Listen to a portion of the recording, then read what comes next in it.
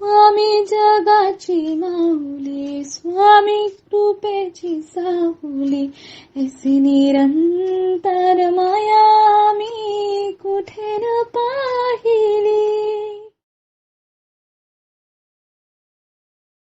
श्री स्वामी समर्थ.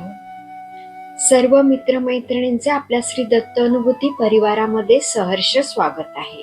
स्वामींची कृपा तुमच्यावरती निरंतर राहू दे. आज आपण स्वामी भक्त श्री गोपाळबुवा केळकर लिखित बखरीतील बखर क्रमांक 58 ऐकणार आहोत.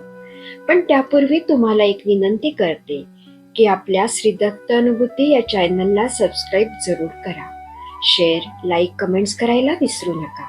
आणि तुमच्याकडेही दैवी अनुभव असतील तर ते आपल्या 9137411207 या नंबरवर व्हॉट्सअप करा.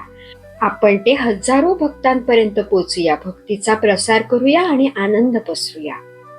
श्री स्वामी समर्थ. बखर क्रमांक 58. सरस्वती सोनारीण. अक्कलकोटात एक सोनारीण होती. तिच्यावर श्री महाराजांची पूर्ण कृपा होती. ती एखाद्या वेळेला जनाबाईचे अभंग म्हणून घळघळ रडत असे व वेड्यासारखी रस्त्यातून फिरत असे. तिच्याजवळ काही चिंध्यांचे गाठोडे होते व एक गाडगेही होते. तिला महाराजांच्या काही वाक्याचा अर्थ कळत असे. एखाद्या वेळी महाराज रागावले आणि शांत होईनात म्हणजे सेवेकरी मंडळी या सरस्वती सोनारणीला शोधून आणीत असत. मग पुढे सेवेकरी मंडळी आणि मागेही सोनारीण. हातात काठ्या घेऊन एकाने ज्ञानोबा तुकाराम, एकाने बोडकीचे काय काम असे भजन करून नाचू लागत. मग महाराज हसू लागत. ते इतके की त्यांचे अंग व पलंग सर्व हालत असे. अशी 2-2 घटका गंमत चालत असे. एकदा नरसोबाच्या वाडीची काही माणसे दर्शनास आली होती. त्यांनी श्रींना प्रश्न केला की, स्वामी आपण कोण आहात? समर्थ म्हणाले, मूळ पुरुष, वडाचे झाड, दत्तनगर.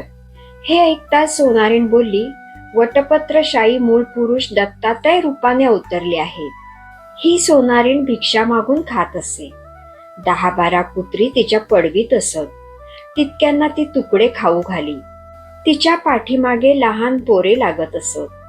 त्यांनी तिच्यावर धूळ फेकावी आणि तिने त्यांना काठीने मारावे असा तिचा कधी कधी खेळ चाले. पण महाराजांना ती अतिप्रिय होती. येथे बखर क्रमांक 58 समाप्त होते. श्री स्वामी समर्थ.